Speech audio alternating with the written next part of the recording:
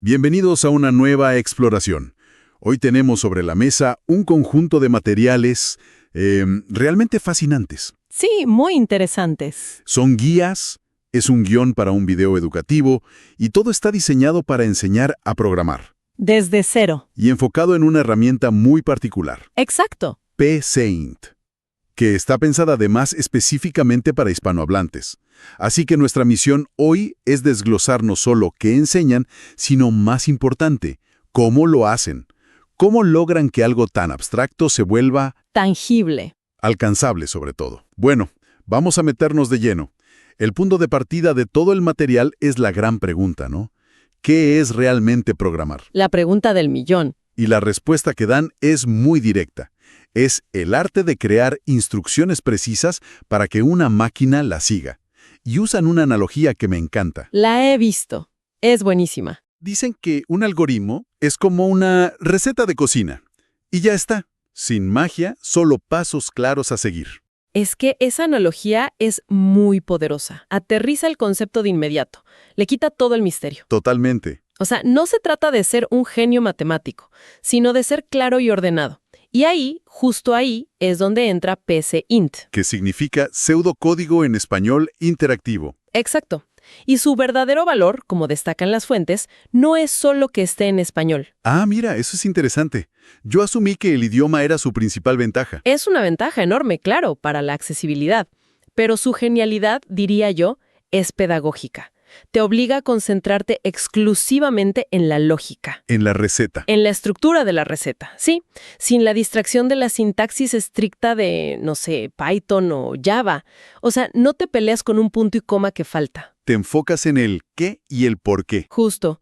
Y es su habilidad más difícil de adquirir al principio. Entiendo. Aísla la habilidad fundamental.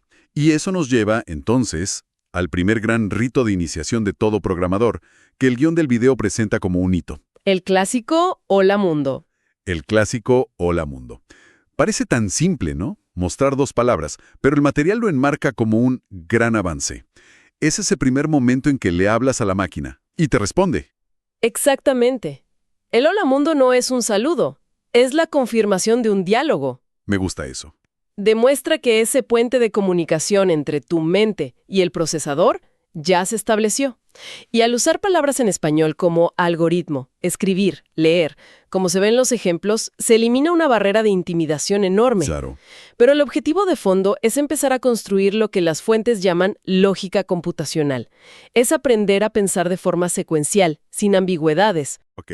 Una vez que se abre ese canal de comunicación, los materiales nos entregan la caja de herramientas.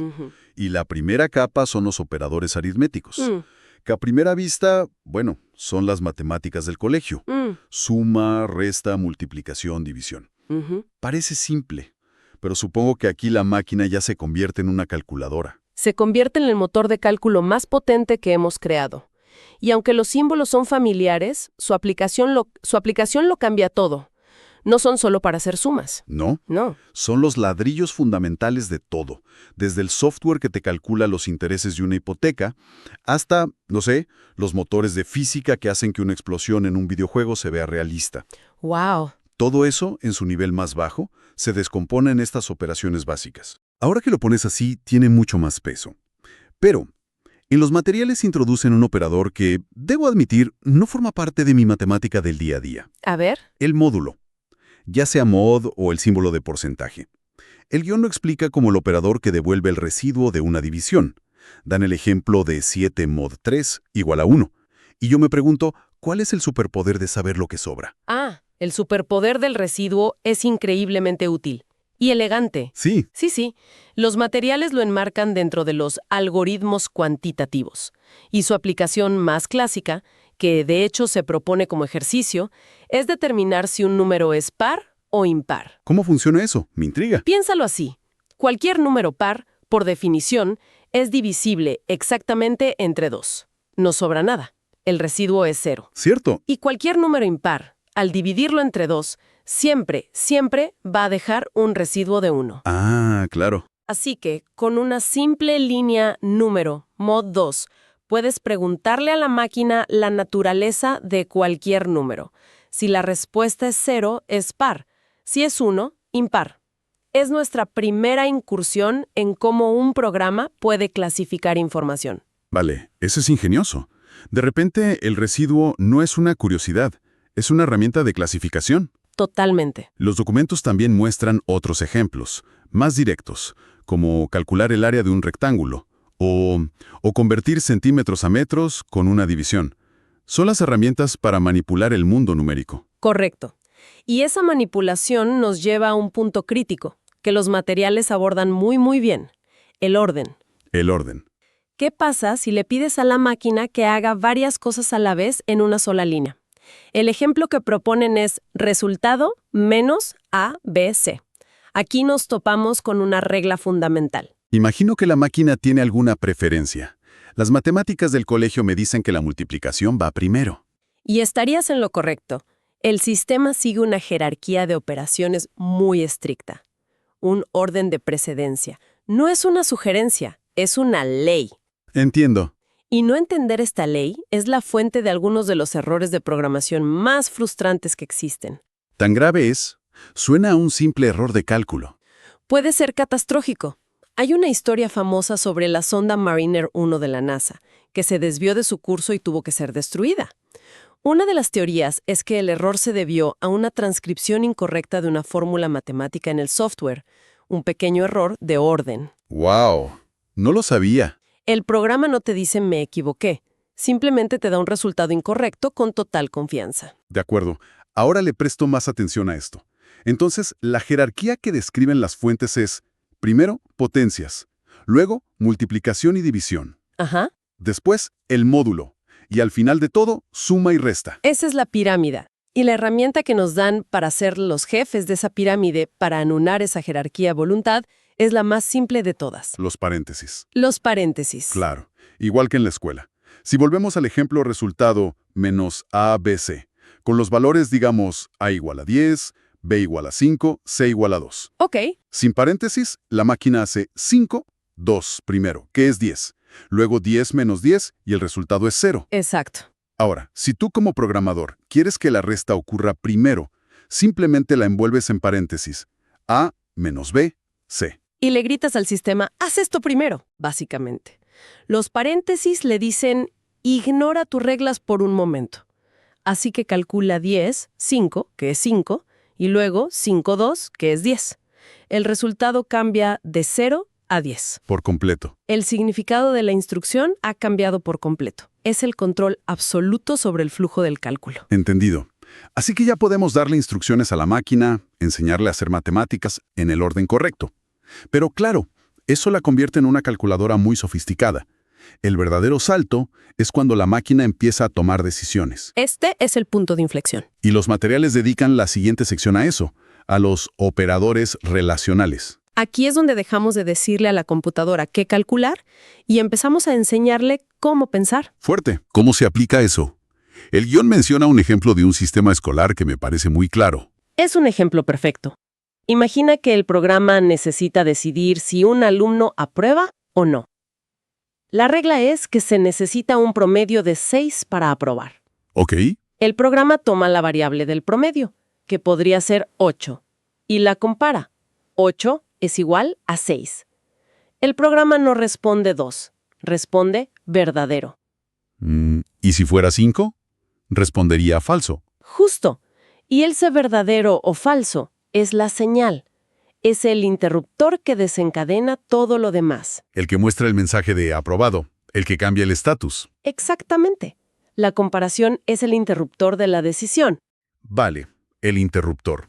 Pero a veces las decisiones no son tan simples, no dependen de una sola cosa. Y aquí es donde el material introduce la siguiente capa, los operadores lógicos, and, or y not. Ahora sí. Esto ya se siente como programación de verdad. Totalmente. Porque la vida real es compleja. Los operadores lógicos nos permiten construir condiciones que reflejan esa realidad. El ejemplo de la fuente para el and, la y en español, es genial. ¿Cuál es? Para enviar un reporte de desempeño no basta con una cosa.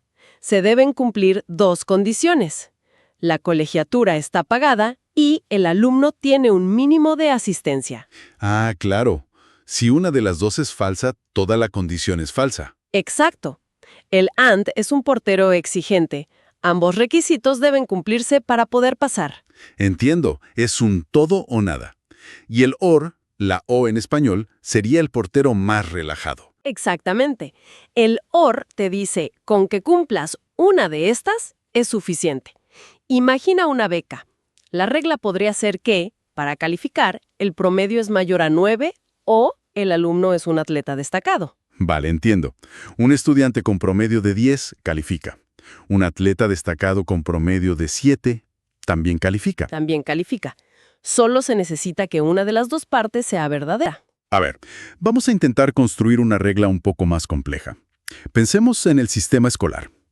Para que un alumno pueda ir al viaje de fin de curso, debe haber aprobado, tener buena asistencia y que sus padres hayan firmado el permiso. Perfecta situación.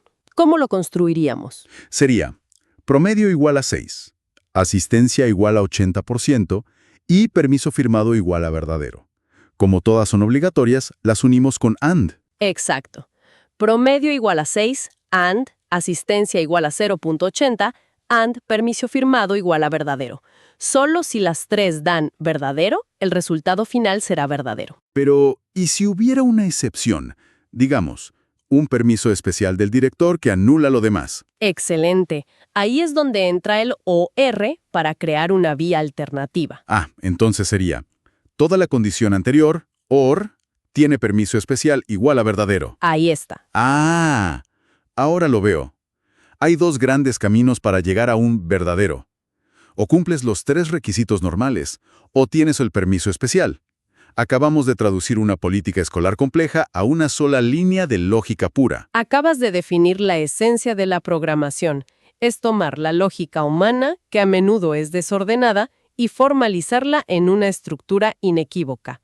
Esa combinación de operadores es el alfabeto completo para escribir cualquier decisión. Entonces, si lo resumimos, el viaje que proponen estas guías es increíblemente coherente. Muy bien pensado.